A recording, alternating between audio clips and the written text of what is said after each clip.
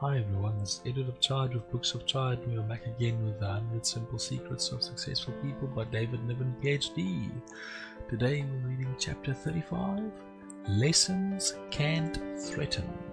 Now this is a short little chapter, and essentially it goes about the idea of being stubborn and more about the idea of being a Luddite. I have to say, essentially the idea of being resistant to something beneficial for fear of it leading to your own obsolescence. So the story they have is about a farmer, 70-year-old farmer. He didn't want to use a computer, but his granddaughter finally convinced him with all the benefits such as planning growing schedules, accounting, and tracking the weather, that there's benefit to it, and he finally relented. He said, well, it is a decent piece of equipment to use and it's quite useful, although old habits do die hard.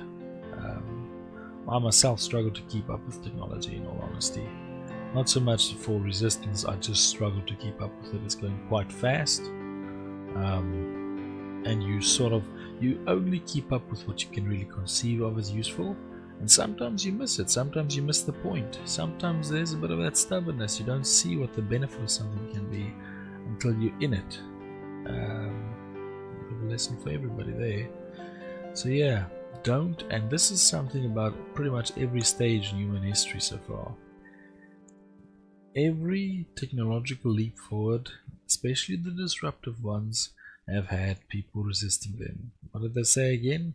The stagecoach drivers that tried to stop the automobile from coming in. While the Luddites that attacked industrial equipment because they'd lost their own jobs in the process. So it does happen, and it is disruptive, but there is overall benefit.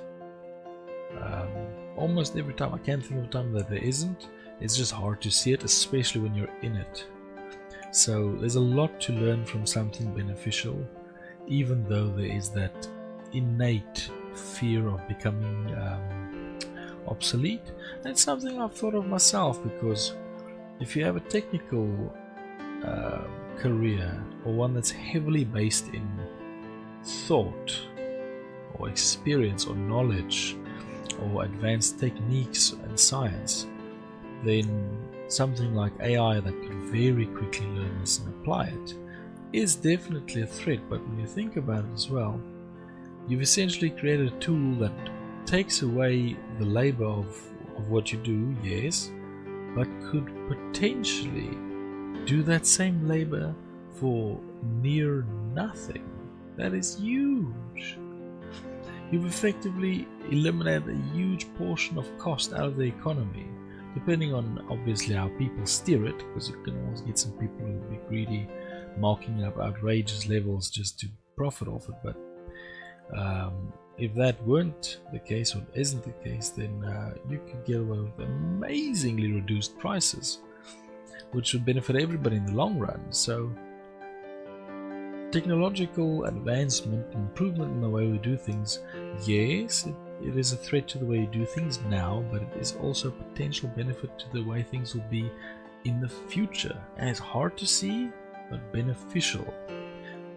Here, the case study at the end by Wiesenfeld, Raghuram, and Raghu in 1999 says that feelings of self-threat are the single biggest obstacle in gaining the willing participation of workers in new training programs, and moreover the feelings of self-threat tend to spread among co-workers as they share their concerns. That's basically just being a Luddite, and that's not an insult. I wouldn't say calling somebody a Luddite is an insult. It's more saying, look, this is what's happening to you, this is why you feel this way. Everybody feels this way at some point, in some way, probably. I can't imagine any person that's never felt a threat of obsolescence from either some new technology or new way of doing things. It's just the way it is. So it's a bit of a warning against that. Try and look into the benefit, because fortunately, how lucky are we that we are in a period of advancement? At least hopefully we are still. It is sometimes hard to believe we are, but I think we're still relatively speaking in a period of technological advancement.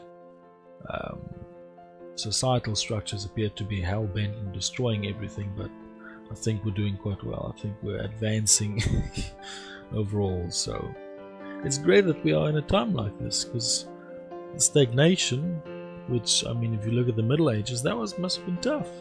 People didn't look forward to things improving or getting easier in time. They simply just went on as things were.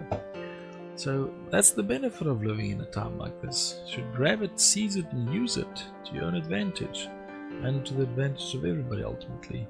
But thank you very much. This has been the 100 Simple Secrets of Successful People by David Niven Ph.D. We just read chapter 35, and I hope you have a good day. I hope you have an even better day after hearing this.